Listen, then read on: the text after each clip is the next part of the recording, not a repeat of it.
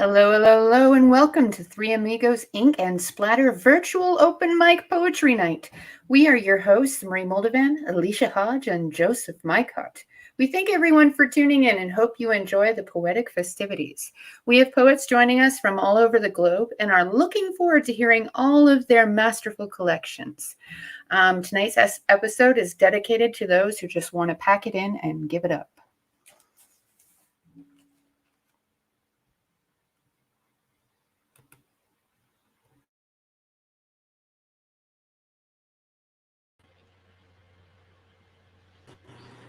All right, first up, we've got Max Myers, a Sacramento, California resident for some years.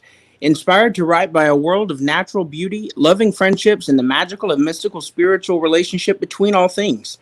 Max has been writing poetry and short essays for the last 60 years. A self taught poet, writer, he's an artist, a musician, beekeeper, and he's traveled around this beautiful country seeing the profoundly impressive and magical sights and spending time meeting the wonderful people who make up the color and flavor of America. There is so much to observe and document, and as Walt Whitman said, one discovers the song of thyself. Max has self published several books which are available on Amazon Books or just Google Max Myers Books. Welcome back, Max. How are you? I'm good. Thank you, Joe. How are you doing? I'm doing wonderful. Excited to be back here and to see what you have for us tonight. All right. Shall I get started? Yes, sir. Go right ahead. All right. This first poem is called Bedtime. In the dark of the night, when one's mind struggles to aright from the challenges of the day, slow to sleep, awake I lay. How much there is to wonder before one slips to slumber. Was there enough love from me, given as a gift for free? Did selfishness block the way from being true to you today?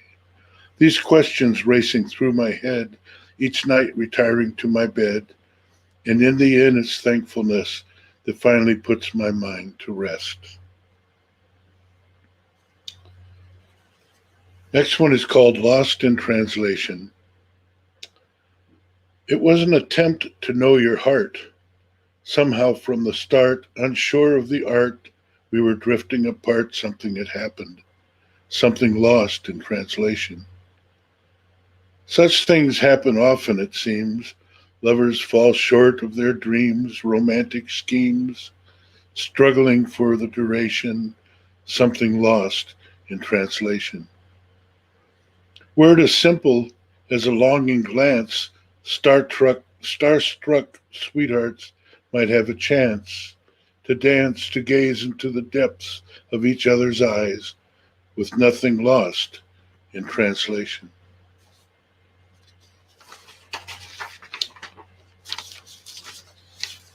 Um,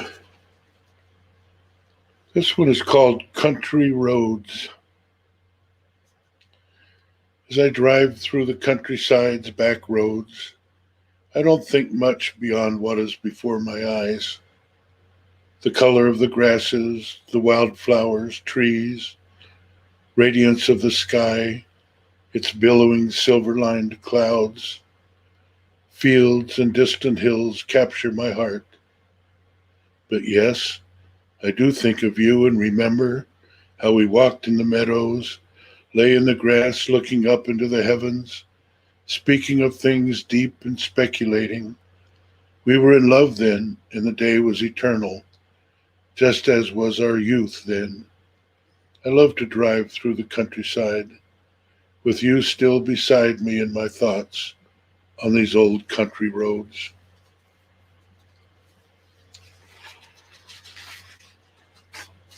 This next poem is called Not a Breath. In the heat of summer, and it's like 103 here today, if there's not a breeze, it gets pretty, what I call not a breath. This is one of those nights, those long summer nights when the breeze is nowhere to be found. T-shirt sticks to my skin, tired, but I won't lay down. ready to face the sweating, not ready to face the sweating. It is so still outside. Cars on the freeway in the distance, tires sound like the surf on the lake. No crickets or frogs, perhaps it is still too hot for their midnight serenades.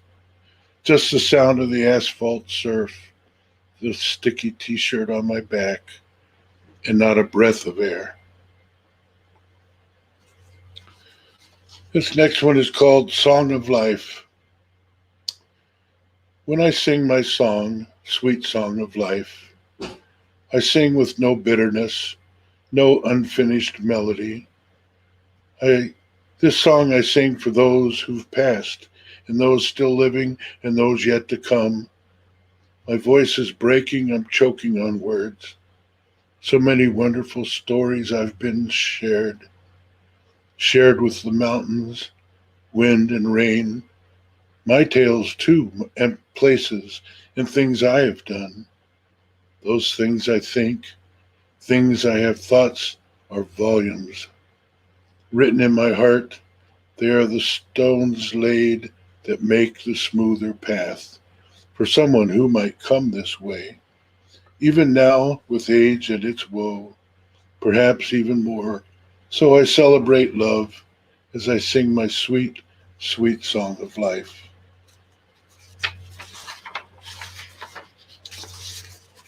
Before COVID, I wrote this poem about Sacramento.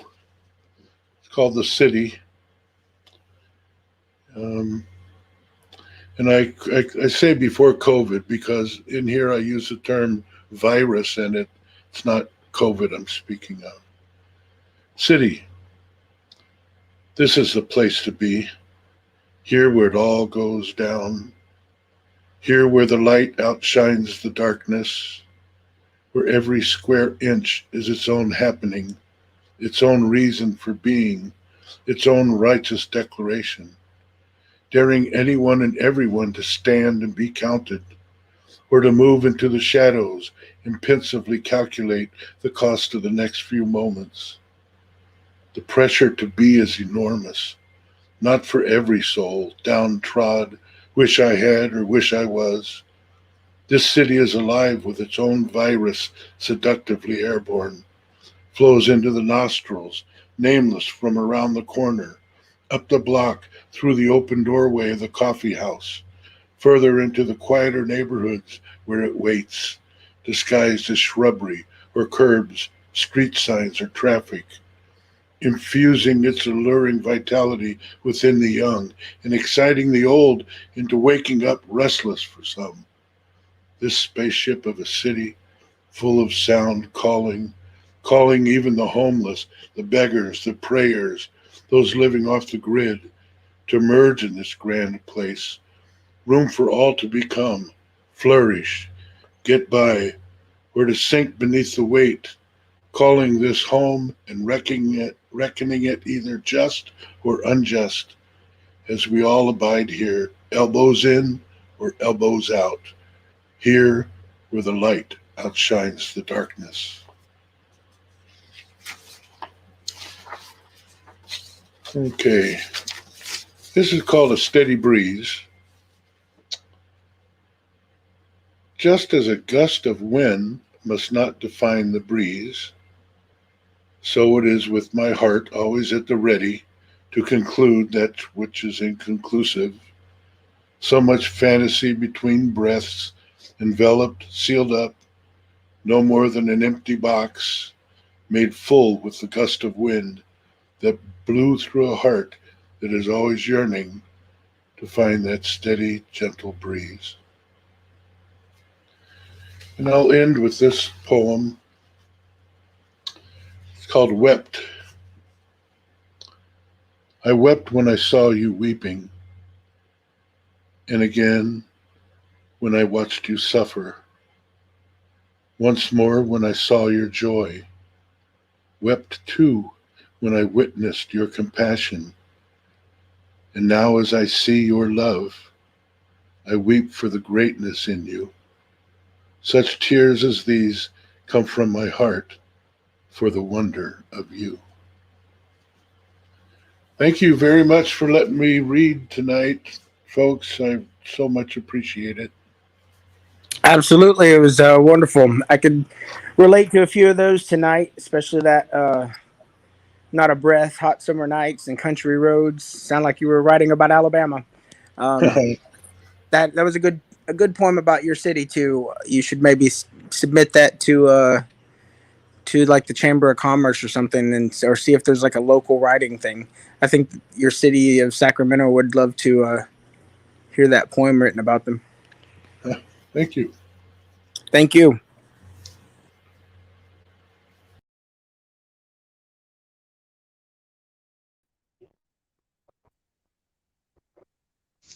All right.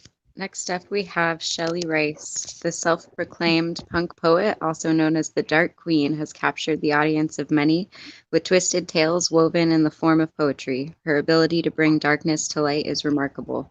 However, she also has the ability to write of love in such a way you feel every word. She's a versatile poet who pushes herself to progress. Within her stanzas, she will take you on a journey into parts of your mind you didn't know existed. She's been writing for nearly 4 years, and it has become her life's passion. She's hardworking, dedicated to her craft, and unequivocally has many variations in her poetry.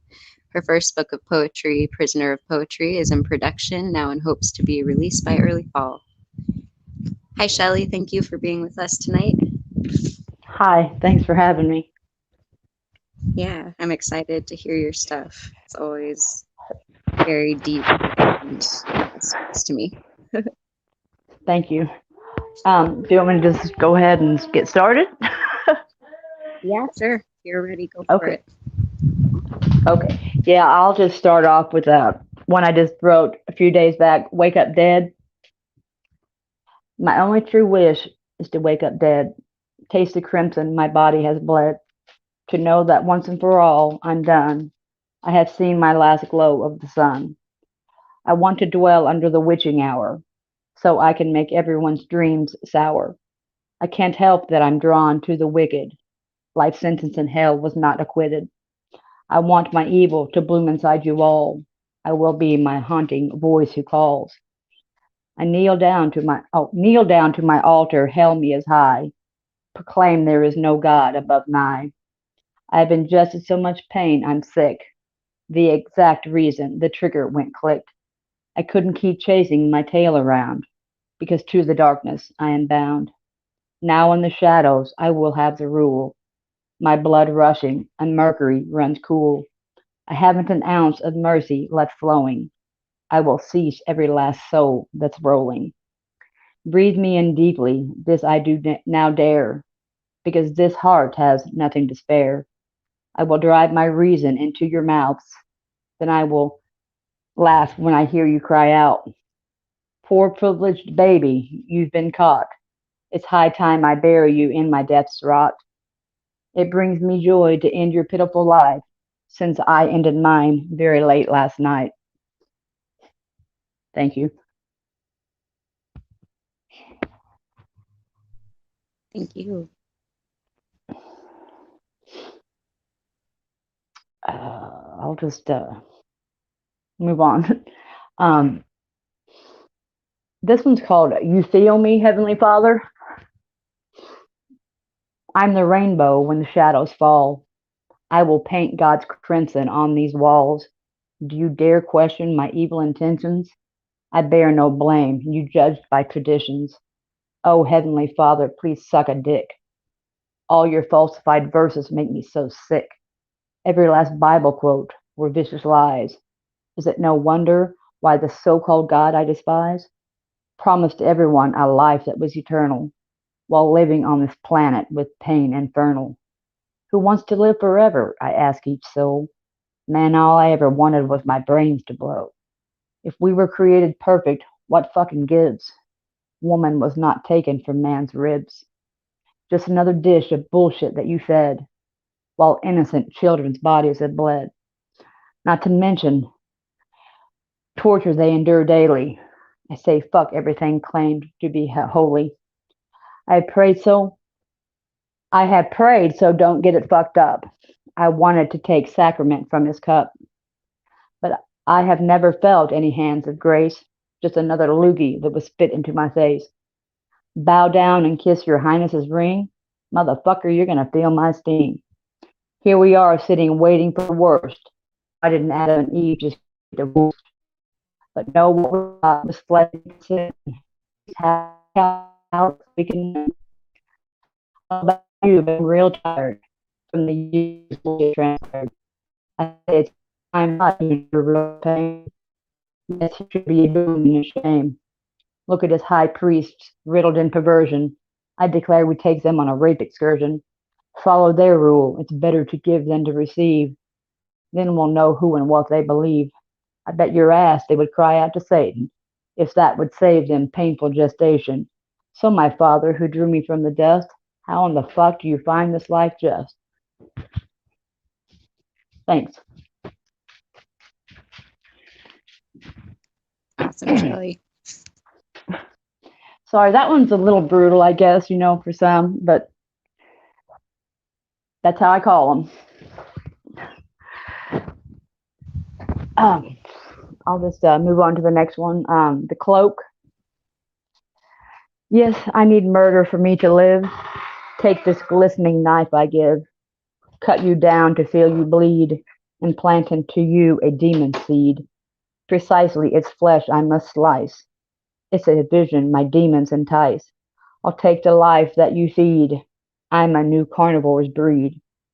You won't see my cutting fangs. Beware when the hammer bangs. Garnet spills from within my eyes. My tongue engraved in hate and lies. Liquid Valium sends you good night. You fall down limp without any fight, crying like a little baby in its crib, as your life now slowly slips. I get an erection deeply inside. I wear this cloak with great pride. Milky supple skin between my teeth. I will mask myself in a human sheath. Little each day its breath I will steal. Look into my soul, its death I reveal. Now I lay you out so you'll weep. Prepare yourself for eternal sleep. Thanks.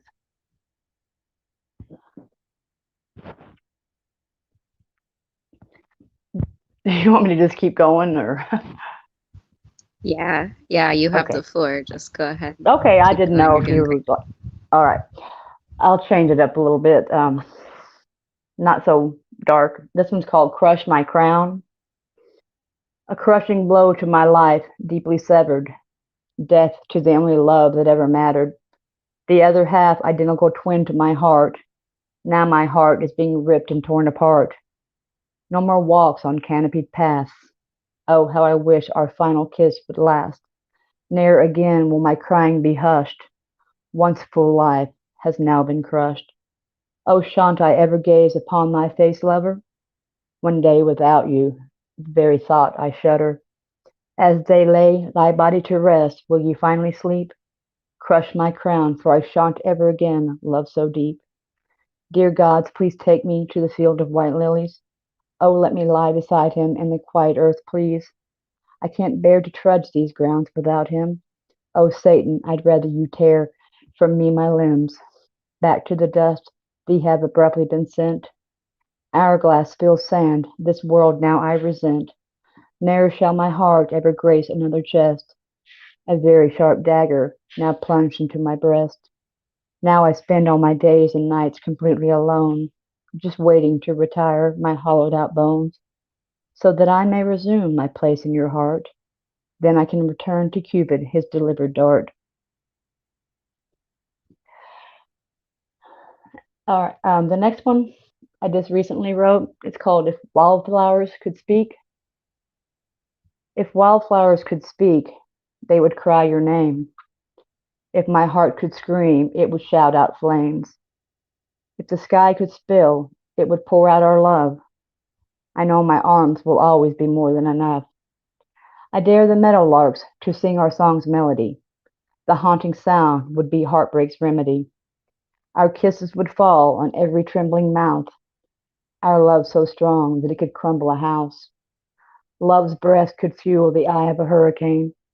Our bliss from romance would fall like the rain. The taste of the rainbow mimics our sweet kiss.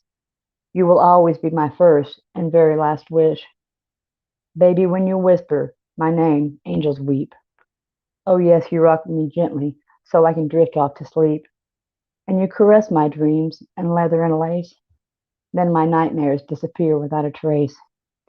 Our love is made beneath endless nights in white satin, a love like no one else's, and we hold the patent. Every day I'll be thankful for waking up with you. Wildflowers spoke again and said our love was true.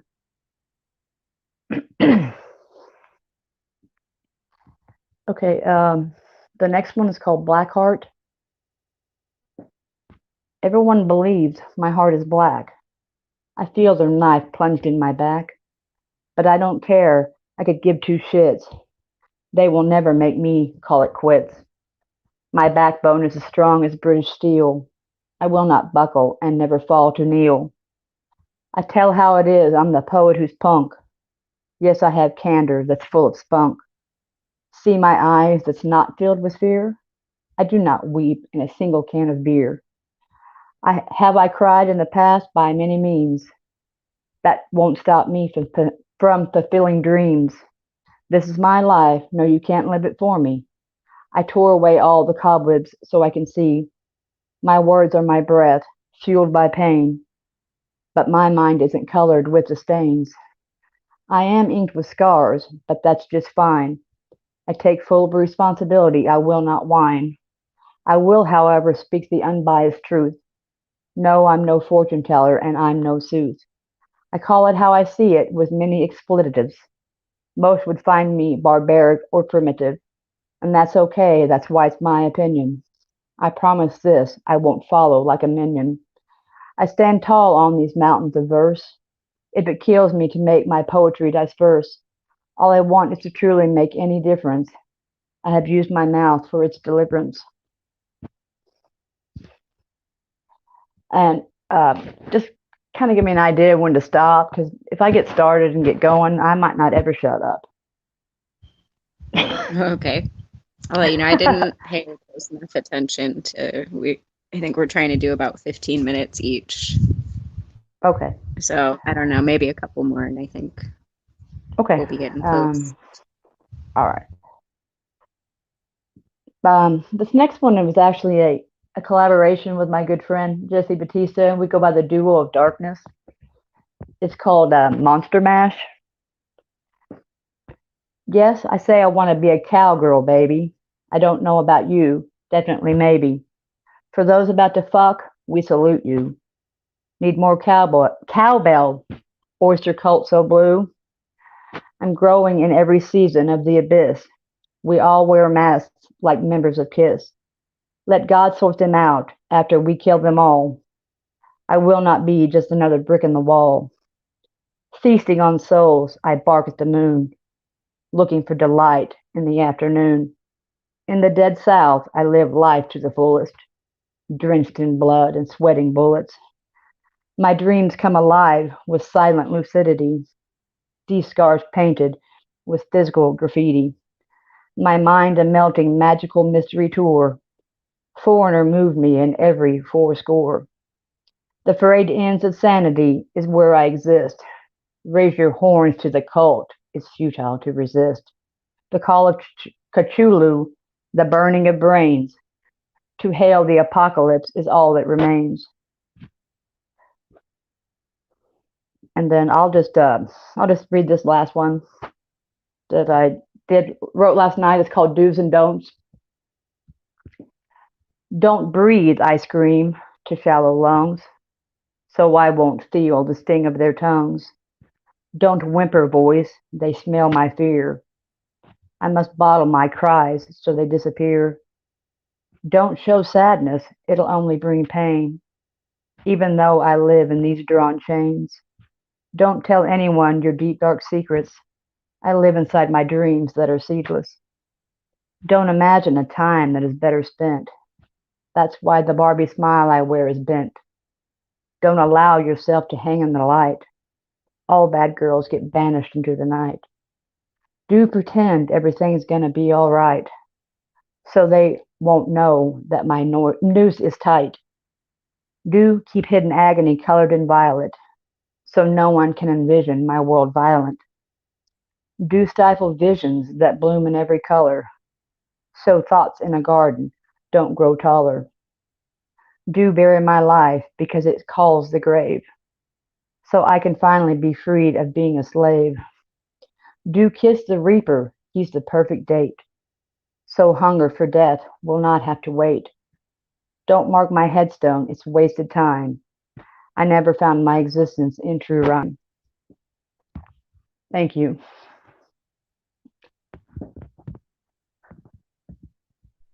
Thank you. Is that all you have, or do you want to do any more Um, tonight? I have a few more that I went ahead and like set aside in case that had, so it didn't happen one last time. I have one called Okay. Kisses from the Afterlife that I wrote last night as well. Yeah, I'd love to hear it. I think you've got a couple more minutes if you want to share a couple more. All right. My mind painted in midnight brimstone, I come alive beneath the earliest gnomes. Between the stars are my buried dreams. Life guide flows by glowing moonbeams. I am united with hanging shadow of night. My back is not inscribed in fanged bites. I do not cry out to the sun's golden rods. I get down with my demons. I'm their god. I say kiss my ass to earth buried in hate. The world is my oyster, showered in slate. My shoulders were heavy a long time ago, but I finally lowered my foot and I said no. You cannot stifle what I'm trying to say. I flipped the bird and screamed, get out of my way. I have a vision that's scripted of my mind. I have no alternative. Destroy those blind. Those who rule don't have a fucking clue about what this poet is scheming to do. All I desire planted inside my brain cells. What I truly believe in, that is peace sells. We want a big slice of the overhead pie, but not false promises from the big guy. Everyone wants kisses from the afterlife. Pull from our spines God's goddamn knife. Okay, and I guess the last one I'll read is My Eyes. In the reflection of myself, hate what I see. I always hear a monster that's beastly. My self-destruction will be my swan song. Who are you to say that it's right or wrong? I like cutting deep, beats being this numb, echoing my ears, throbbing African drums. My heart pounds bloody thunder showers, while buried in my veins, ebony shadows. Lips so frozen from lack of sweet kisses, I slumber in my dreams of empty wishes. I want to confront my demon in the face, say, get the fuck out of my personal space. Don't flip me off, you motherfucking prick. You will see what makes this bomb tick. My rage is a six-piston motor in overdrive. My hidden pain is what blooms to thrive. I have so much anger, it's why I'm at war. Everything I despise is living in my core. I don't want sympathy, I want my death. I couldn't even smother my own breath. Talk about failure, shit, I can't even die. I look at my portrait and ask myself why. Won't you please stop feasting on me? Again, I look into my eyes just to see me. Thank you. Thank you again. Those were awesome. I love all of your stuff. It's very, Thank you. even the dark stuff is just phenomenal and deep and honest and raw. And yeah, thank you so much for sharing with us. Thank you, Marie.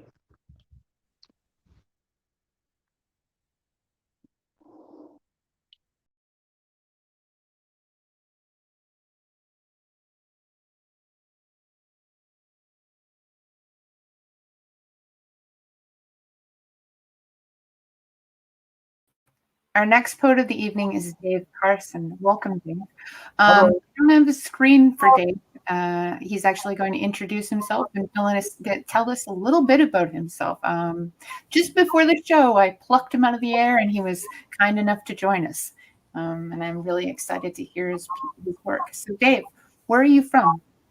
Well, I was born in Detroit. I spent about 30 years in Chicago, and then I came back to Detroit about 10 years ago. And formerly a healthcare practitioner, kind of like a physician assistant before they had physician assistants. Spent a lot of time in healthcare management, installing computer systems, training hospitals on how to use them, and doing a lot of consultative work with physician groups and from everybody from the Department of Justice to the Office of the Inspector General to St. Jude's Children's Research Hospital. So did a lot of traveling around, learned a lot about computers, helped write electronic medical records before people knew what EMRs were. So because of all of that, I got to retire a little early, which was nice. And have really spent the majority of my time just living, enjoying life, enjoying friends, and putting my thoughts down on paper and computer. So I've been writing probably for 50 plus years. I mean, I remember being a very young kid and writing prose and putting words together to try making them different than what they typically were. So I think you'll probably see that in my writing that I'll use words in sometimes unusual fashions, but somehow or another they seem to work within the prose. But I'll let you guys be the judge of all of that. I do try to keep my things diversified. I'm trying very hard to not sound like all of my prose to sound very similar. So I'm kind of playing with different styles. I'm a frustrated musician, so you'll hear me kind of kicking into a rhythm when I am reading, and it's because there's kind of a rhythm in my head when I wrote them,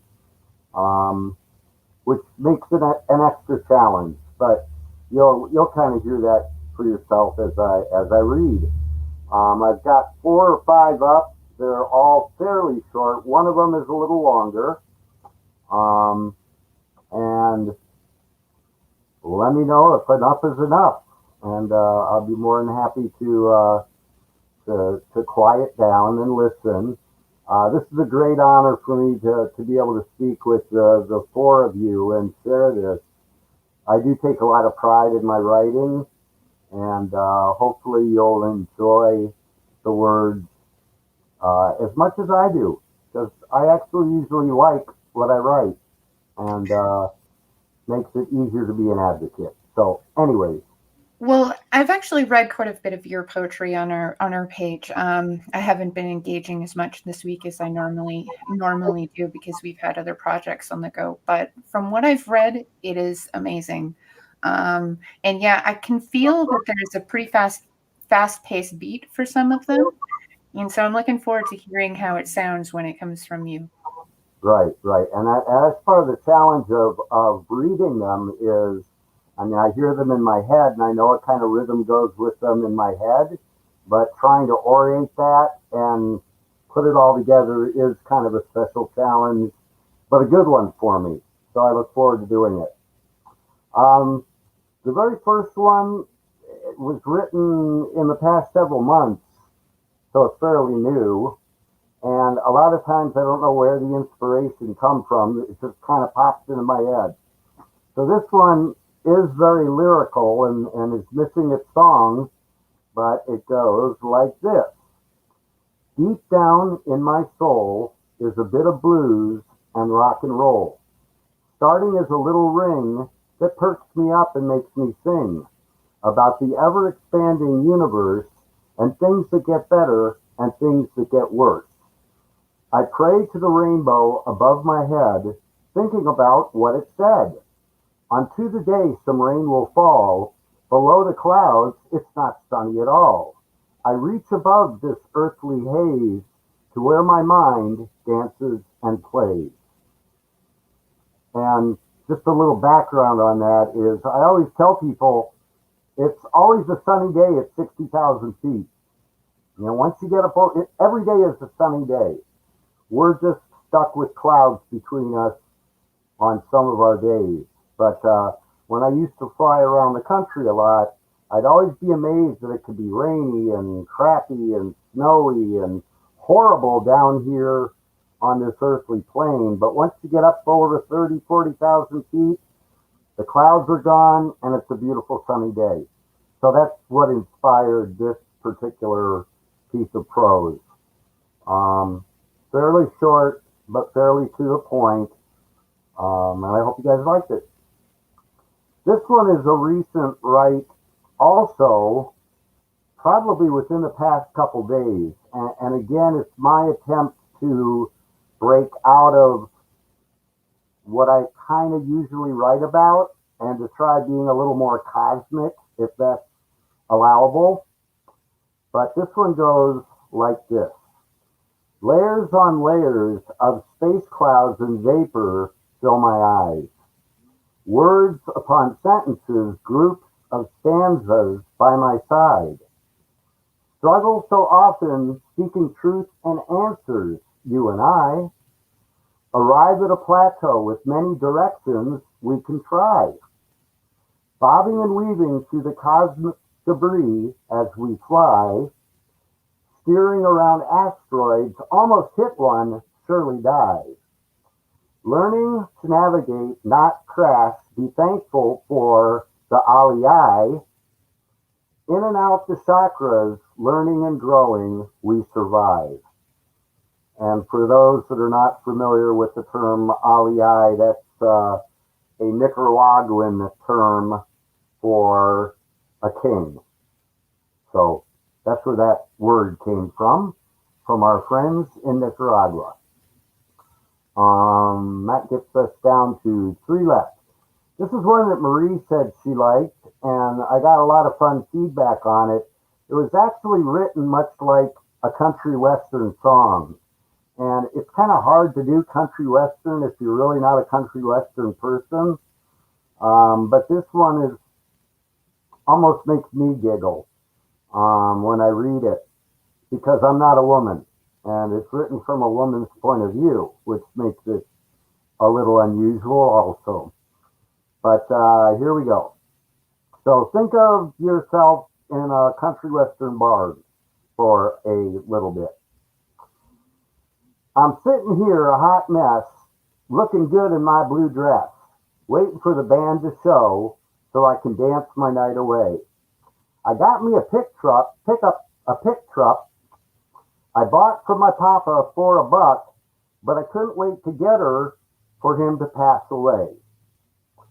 I saw me a cowboy, reminded me of a sex toy that was my very favorite, together for a few days. And I want to be a rap star, but I don't really know what they are, but I know they sure know how to yell loud and scare the hillbillies away. I used to have an old lab, not a meth lab, but the ones you play with on a rainy day. Some people don't read me well, and I tell them they can go to hell. Satan's waiting there for them, or so I've heard them say. But I really need to dance now, but I think I've forgotten how. Maybe I'll remember soon or one of these days. Yada da da da, yada da da da, yada da da da. It's just that way. Sing along. Yada da da da, yada da da da, yada da da da. It's just that way. Just a little drunk and tipsy. I kind of turned out that way.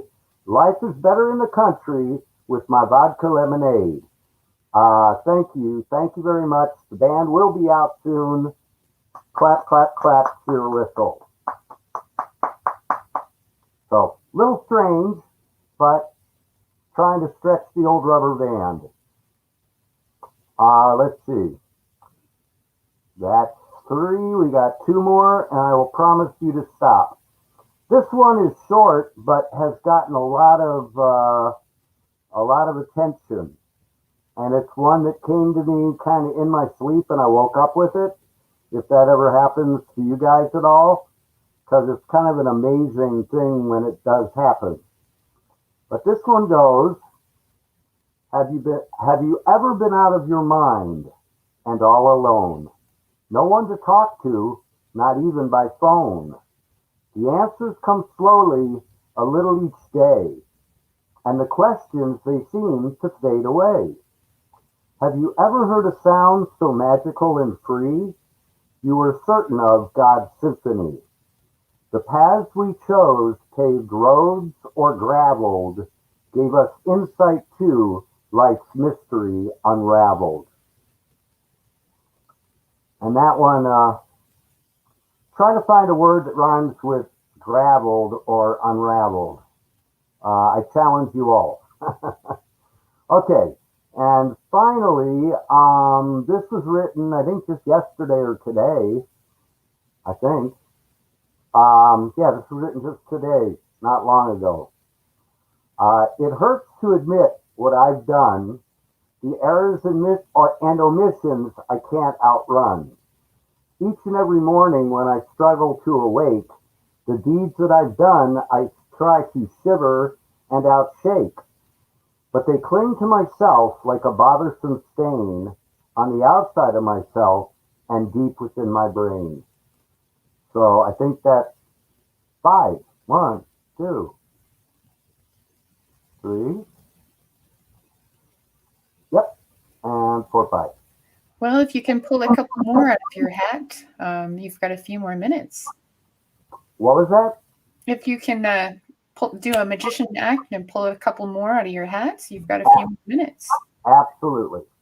Let me find some on the screen here because I'm in the middle of Postville. Let's just see what we can find. Oh. Always interesting when you see your own stuff. And of course, I only want to read the best.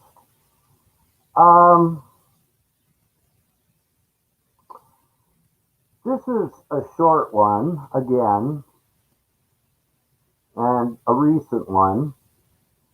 And a lot of it is written about my relationship with my daughter, who just had a baby, so I'm a grandpa now. Whoa! And my relationship with her. But this one says, how can I blame you for what I have done? How can I blame you for my life overrun? I tried so hard to be your best friend. I tried so hard and fought till the end. Then the winds of change swept over me like misting waves on a rough sea. Someday I hope these feelings will end. Someday I hope I can again call you friend. Short, but to the point. Which I try to do, because we all know our attention spans, or at least mine is like that sometimes. So when I do write, I try to keep that in mind. That and there's a lot of debate, of course, on the site as to what is best and what is not, as far as prose and rhyming and are they just barroom rants and etc. Here's another short one. Gets a lot of attention. If I lost my mind, would it know where to go? On a mountain high or a valley deep below? Would it travel to mystic ancient lands? Would it become free of the earthly part of me? How would I even know it was not still by my side? Would it stay within values to which I can still abide? So that's kind of an interesting one.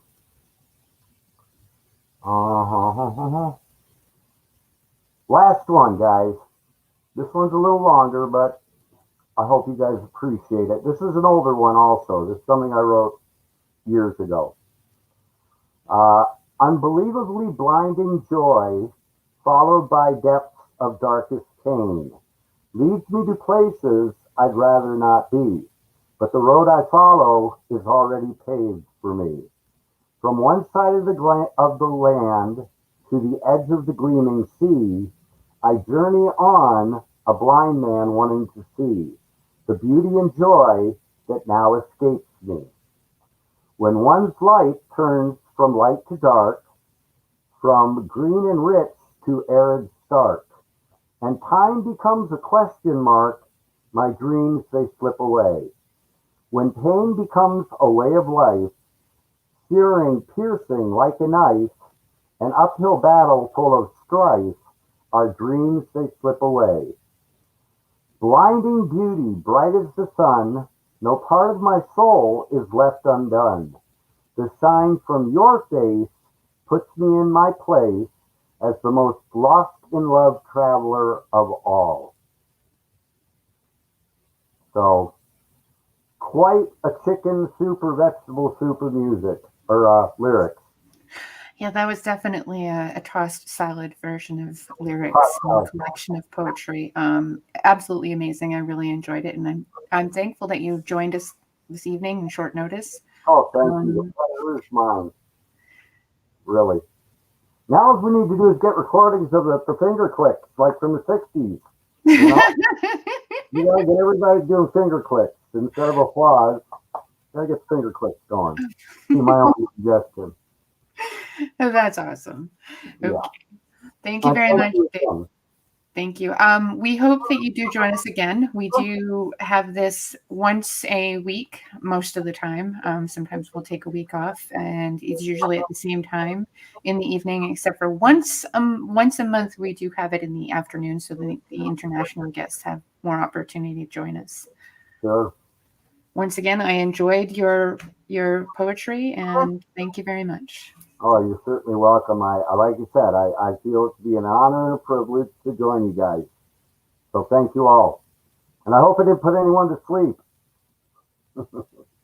No, you definitely did not put anyone to sleep. It was very enjoyable. And like you said about the attention span, I think it's like 30 or 40 seconds is what the attention span of today's generation is. And I mean, we're so swamped and overwhelmed with our lifestyles it's basically our lifestyles and the way we have been conditioned with the work, go, go, go, go has, created a scenario where attention spans are smaller. But then there's also a lot of things in play like trauma and all kinds of things. I mean, our minds are overworked a lot of times. So it's hard to keep focus, especially when you're tired. It's almost like you're working in a state of exhaustion. Yeah, yeah. One suggestion I might recommend, and I don't know if you can pull this off through this software, but it would be nice if we could like share our post or share the poem or the prose on the screen so people can read along as you're talking. Absolutely. There is that capacity. See, if you go, you can share it. If you go into the three little buttons next to your mic, there is the opportunity on the screen to share your screen. So you can share the page that you're viewing up on screen as you're reading. Okay.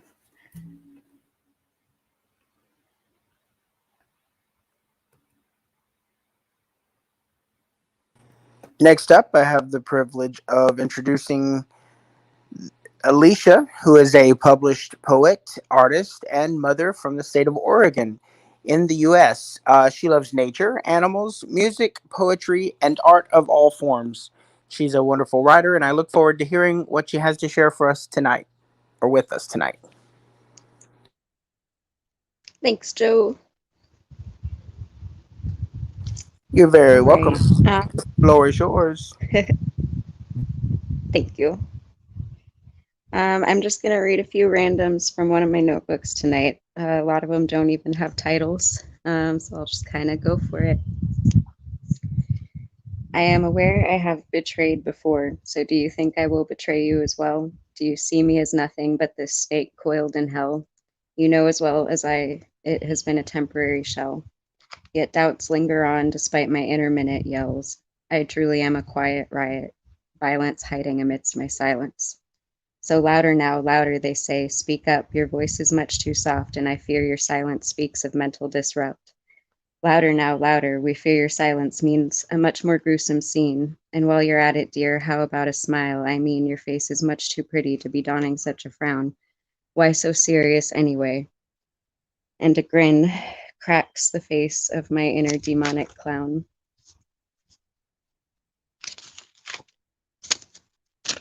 All right. Next up, Untitled again.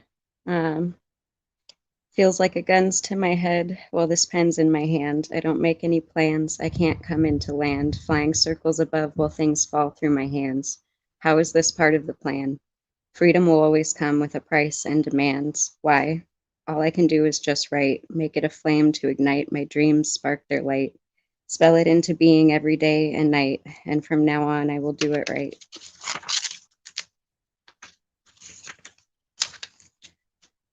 Feeling like I always displease, but how can I always appease? I'm tired of crawling on hands and knees to live up to your ideas of me, to live up to my ideas of me.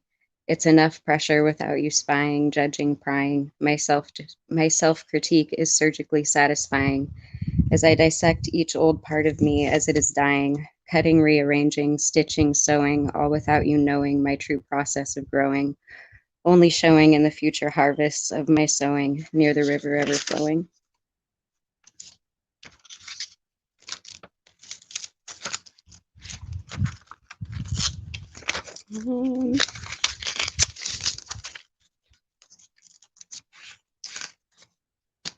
Who are you, face in the books each night? As I listen to the sound of the waves crash, I would look just for a moment. I'd peer from under the covers, even in bed with my father and mother. I felt a jolt of fright to see you staring back at me. But no harm did you bring, just your nightly stare, and I wonder now if I should have been so scared. Perhaps you were a guardian, keeping us safe, watching nightly to protect my family and I from intruders most unsightly. I don't know the truth, but one day I hope to ask you. And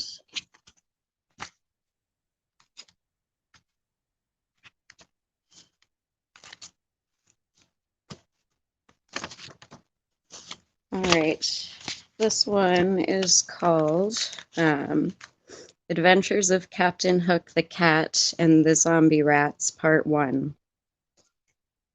No one was prepared for the night of the zombie rats. The townsfolk had buried what was left of the massacre by the fearsome pirate cat, Captain Hook. By night he had stalked them to their home outside the town. He laid waste to them, brought back the carcasses for a ransom, piled them all in mounds. They had long been a nuisance, and the old pirate knew he could receive a warm meal or two, a place to sleep, too, for the numbers he slew.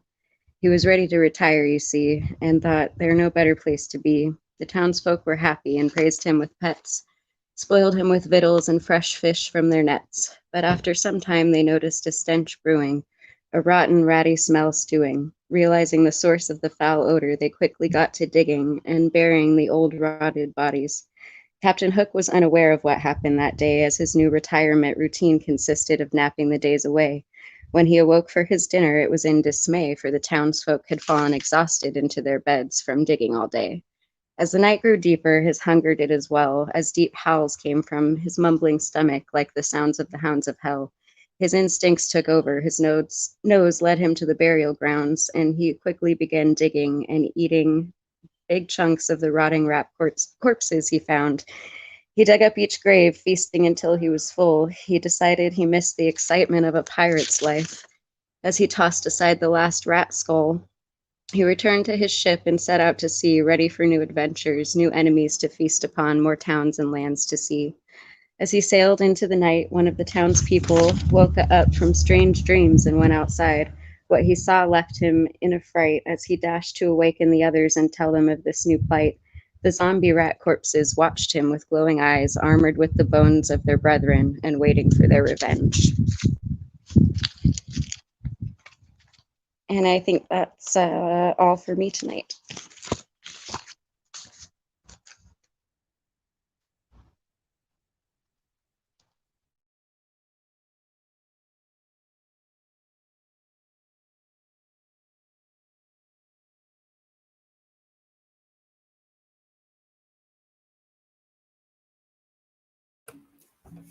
Our next poet of the evening is Joe Mycott. Joe is a published poet and author of the book Cosmic Poetry From Darkness Comes Light.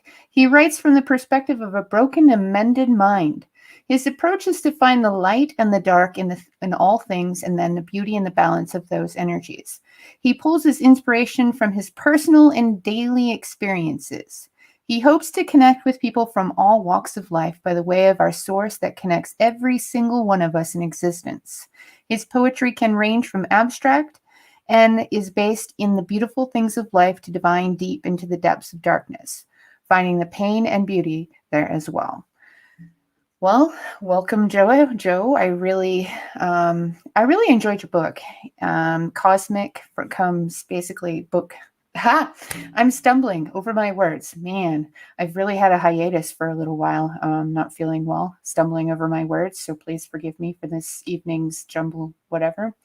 But what I was about to say was, I really loved your book. I have a copy of it, and I enjoyed working with you on it. And I hope that you can give us a little bit of an advertisement when you pop on so everybody knows where to get it.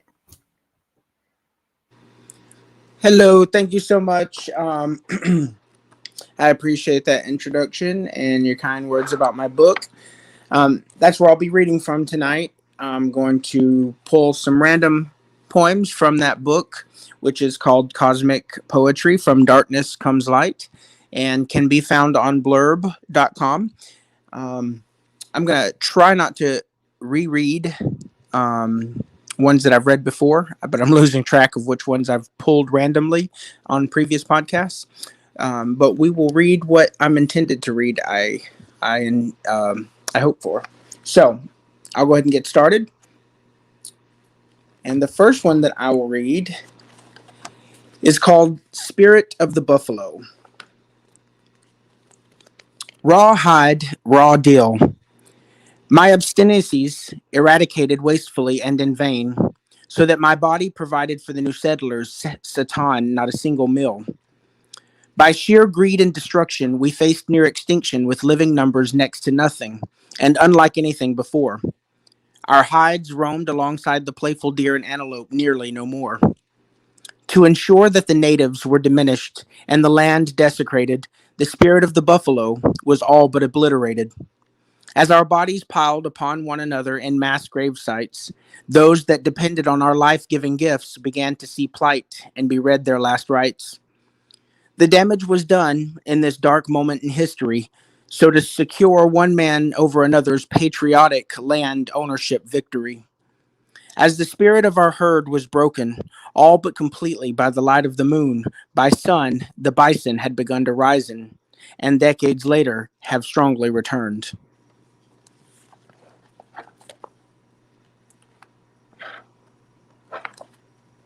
So let's see.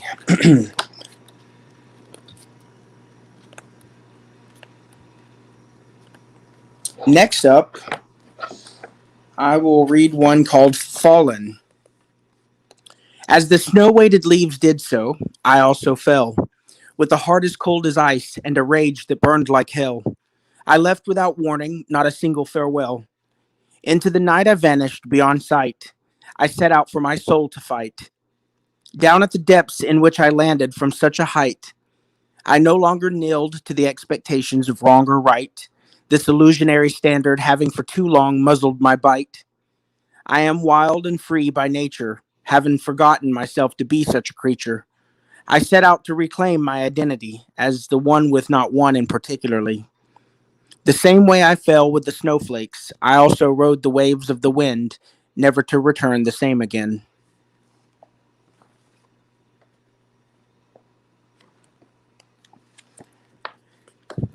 This one's titled, I'm sorry and I apologize. I'm sorry I got upset when you labeled me a piece of shit. This time-released gel capsule of truth was hard for me to swallow and just as hard to admit. I'm sorry I got angry when you pegged me a lazy crazy. This reality was too painful in clarity, so I kept it rather hazy. I'm sorry for getting hurt when you appraised me worthless and a disappointment. The level of accuracy to this price tag has grown big in self-resentment. I'm sorry I was devastated to realize myself your burden and unsolicited pain.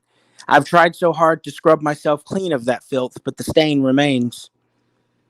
I'm sorry I lashed out when you couldn't hide your distaste. I'm sorry for being sorry and realizing it too late. Lastly, but mostly, I'm sorry for being the personified epitome of everything we both hate.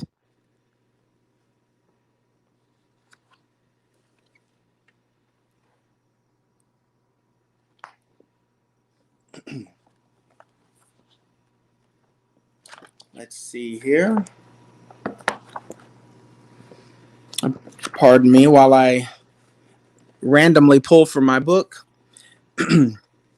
Just like on the previous podcast or the one before that, I was introduced by Alicia and happened to randomly pull the poem written about Alicia. I've also tonight randomly pulled the poem written about Mary, the person who introduced me tonight on tonight's podcast. That poem is titled Mary, Mary. Mary, Mary, quite extraordinary. Some say Mary is Mary, and some say Mary is scary. Despite what they say, despite what they see, there is only truth, and that is what a wonderful being she be. Don't ask her how her garden grows, for the answer to this question no one knows. To say cockle shells and silver bells would be just as well, for anything more she will not tell. Her maids are not aligned in a row, but with truth they align, for of truth they know. The truth they know, because Mary's light does glow and show, and without fail, every seed she plants does extraordinarily grow. She plants it, waters it, and toils the soil, so that buried below, life begins to coil. And like a soul in Kundalini, or like the magic of Houdini, the fruit of her seeds planted springs forth, and of this you can believe me.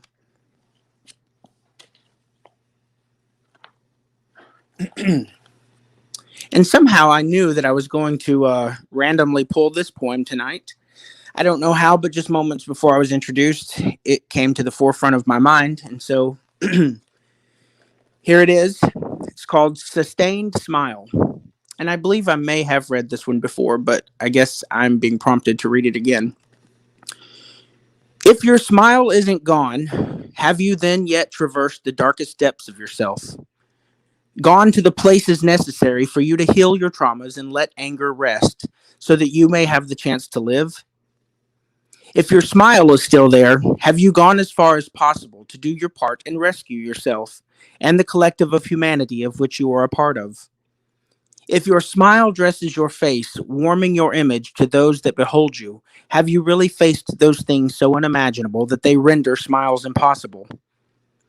Is the smile authentic after the greatest descent into oneself and into that of reality beyond illusion? Or is the smile just a residual reflex of the body lingering from times of fairy tales bygone? How can you smile and push love and light, as if to promote amnesia of the memories of the terrifying truths you faced, if facing them you truly have done?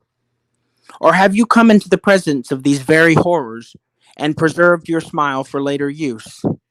Is it me, in fact, who went to these places, confronted these faces, and returned having left mine behind? That smile that once decorated my now unfamiliar face.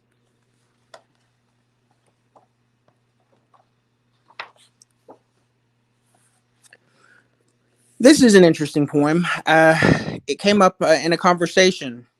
It was prompted to be written from a conversation that I had on the phone with Mary and Alicia.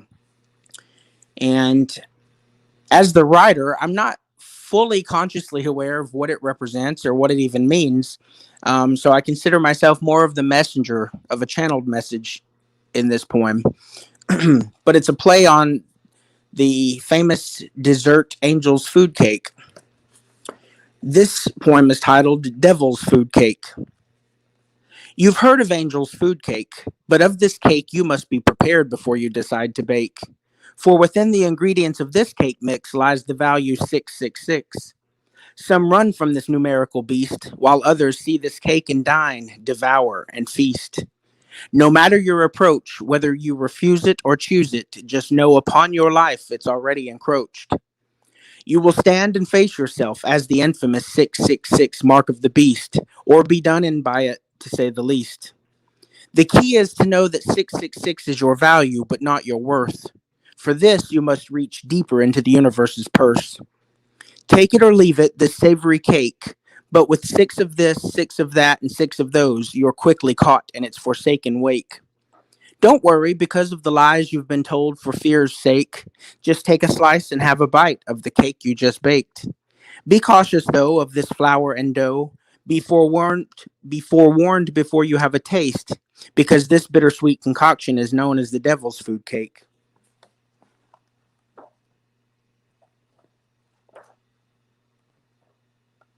Let's see, I think I have a couple of minutes here. This one's entitled Wool Will. And it is a play on the concept of being a sheep person or having a sheep mentality versus free will. So I combined the wool coat of the sheep with the concept of free will, and I call it Wool Will. Some people think that they think for themselves, that they think not like a sheep. They believe what they are told without uttering a peep. Their free will thinking is muffled and hidden way down deep. They take whatever is sown and accept whatever they reap. They question not what is written, for that would be such a frightening and independent leap. They have a herd mentality and follow their wrangler, never straying off road like the Jeep. They follow their shepherd, little Bo Peep. Deep into the crevices of their free soul do these long and binding proverbial chains reach. Saturated with the fruit of the juice of the truth they are sold, deep into their pores it seeps. For these beings my soul does mourn and weep, for the price they pay in exchange for their will is anything but cheap. And I'll see if I can pull one or two more here and pass the stage over.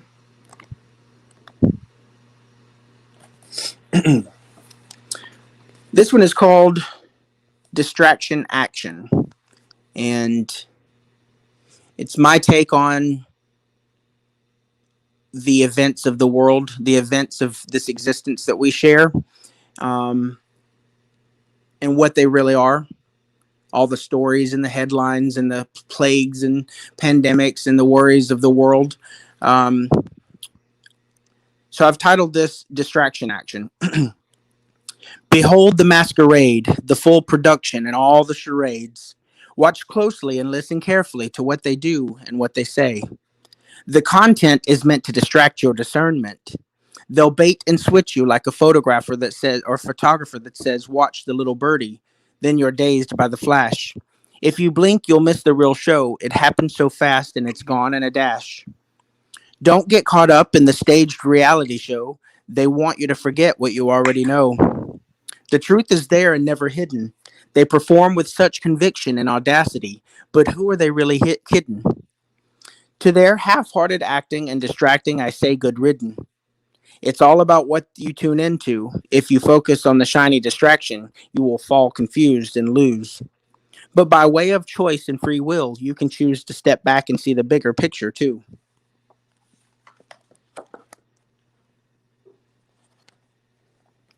All right, and I think I'll wrap it up with this one. It's called Journey into Earth. Somewhere back there is where I must look. I'll search high and low, every cranny and nook. It looks just like a place of fairy tales from long ago that I've read about in a book.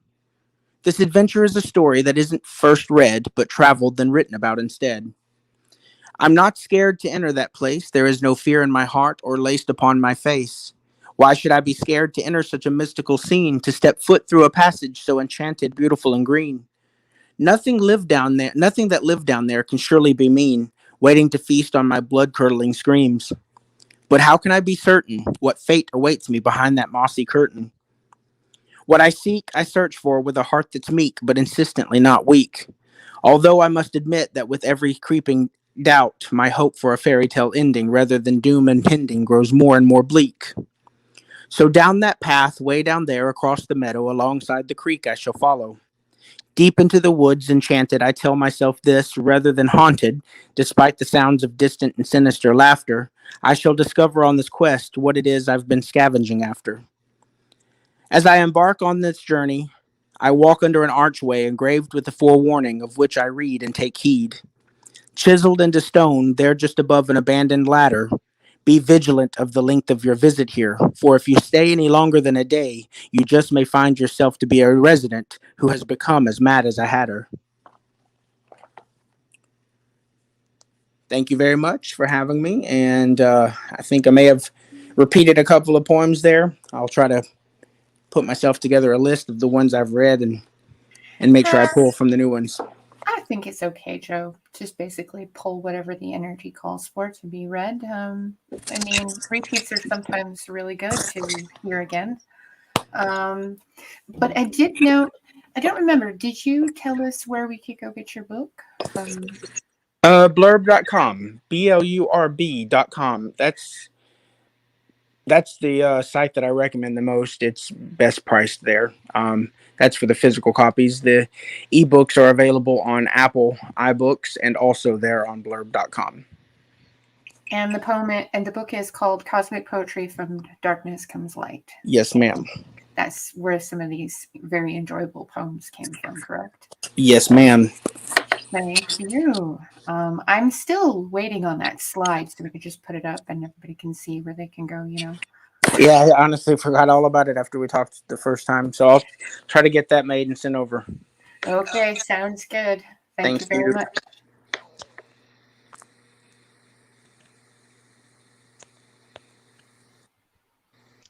Next up, I think you got muted or something, Alicia. yeah, it says the host muted my mic. Yeah, the master of silence. The master of silence finally finds her voice, and the host mutes her. This happened last time too, if I recall. Not intentional, not intentional, I swear. Alrighty. Well, anyway, Marie is here with us. She's a published poet, author, and artist, and her digital art book, Puppet Cross, can be found on blurb.com and Amazon, and now Barnes & Noble, right, Marie? That is correct. Yes. Now Barnes & Noble. Actually, it's everywhere.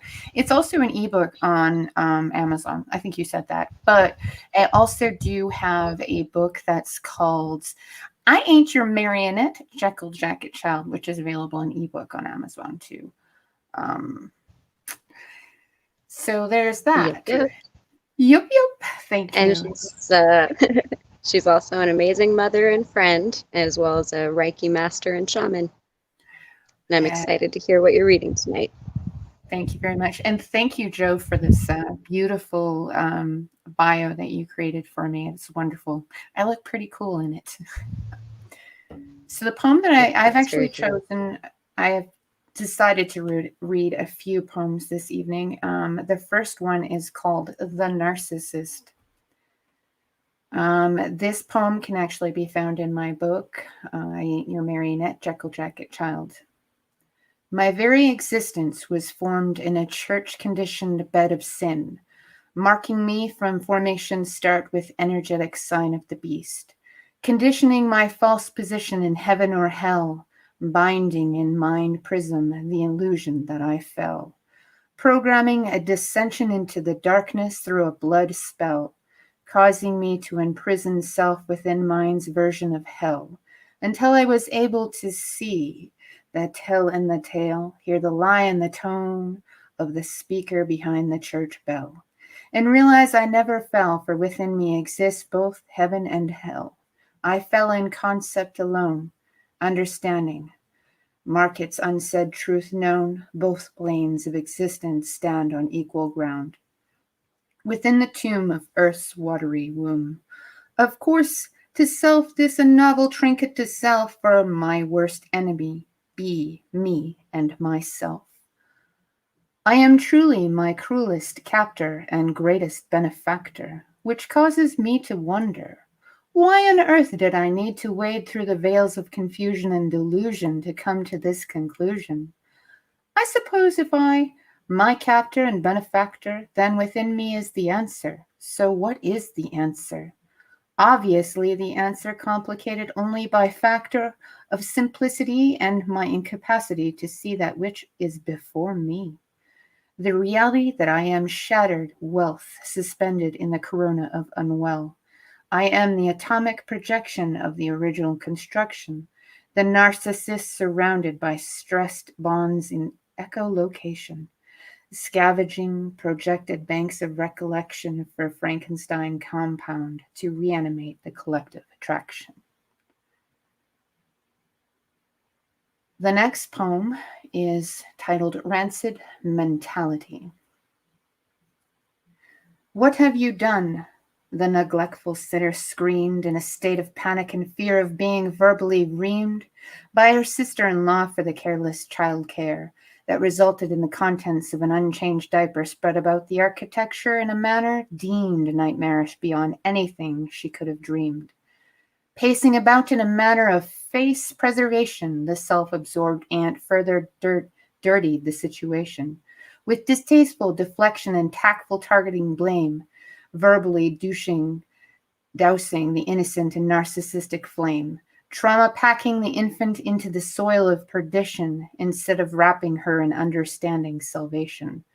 Choosing to neglect any form of mature accountability, the aunt further perpetuated the catastrophe by forcefully grabbing the child's putrid snake-like coils and unrepentantly bathing her in lunacy's baptismal spoils, whilst harshly hushing the tiny tot's screams of fragility, claiming them to be the result of rancid mentality. The aunt, in insistent harangue, shot numerous accusatory darts at the babe's parents, verbally targeting their hearts, with blame of the poopy situation at hand rather than taking into account any role she manned. By choosing to entertain a stranger with tarts over a responsibility role she begged for from the start.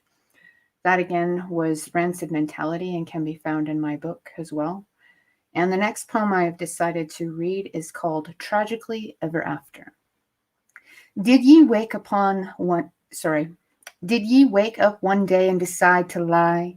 Or was it a conditioned knee-jerk reaction that caused you to tell tales of denial fashion? Better yet, what possessed you to think it okay to tinker cursed truth in funhouse play? Render your child's render your child's compass of perception hatter contortion clay, coiled in methodical misdirection, and bound in a fire too, as pottery in question. I get that yourself was but a child and forgive your action. Child rearing doesn't come with clear direction.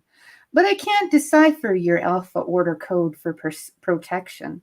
You have left me head scratching in reflection and even chuckling at the trailer of my life's DVD collection. An unsuspecting lass reveals a dream to her class of a nanny that passed. A mother, confronted by a teacher rattling on like a preacher, turns around and claims the tale an invention of an overactive imagination, thinking the best way to handle this situation was to impose the child with judgment, liar. Convict her of sin and awareness which she no priors, and jail her in a cell of salted window confusion, then turn around many years later to claim the act to be of a mother trying to prevent her daughter traumatic memory recollection, utilizing manipulative distraction, begging for forgiveness for the begging forgiveness for in action, swearing the intent was of precaution and not meant to turn a child into a cracker for Polly's chewing and digestion. I've spent many hours in dissection, pondering the logic and the reaction, the root of the illogical justification, only to come to the boggling conclusion that the pretend away behind the rhyme was the programming of the time. See no evil, hear no evil, speak no evil. An escapist recipe for disaster tragically ever after. Say nothing till the day ye die. Better yet, take it with ye to the grave, and leave your descendants to curse in the stale Polly cracker. With ye enjoy the spoils of the hereafter. And those are the three poems that I have decided to read this evening. I do ask for forgiveness. I'm a little bit tired, so stumbled over my words a bit. And to close, I would like to announce that our group, Three Amigos Ink and Splatter, has produced an anthology. We actually have 3 more coming up, but one of the 4 have been published and is now available on Amazon in ebook. There are 2 options. You have color and grayscale, and soon we will actually have paperback copies available. The book that is out right now is The Lonely Soul in the Darkness, and it basically talks about the shattered point in one's life that you reach, and its focus is mental health. The other 3 books talk about the point of hopelessness, being on an island of isolation somewhat, and the journey to self-healing. This one specifically has over 40 contributors, and it is actually quite an amazing collection of poetry and art, short stories, and meditations, and a couple of lyrics, some actually pretty impressive music. And so that's pretty much the end of the show. I would like to say thank you to all the contributors this evening for coming on and reading and presenting their amazing works. Dave, thank you very much for coming on last minute. I hope you join us once more. Alicia, Joe, is there anything you would like to say before we close? No, everybody was great. Thank you so much. I'm grateful to be a part of it. And yeah, Dave was glad to have you. Great writes. And thank you, everyone. Yeah, same here. Thank you, everyone. I love having you guys here and hearing all your stuff. Thank you, and bye-bye.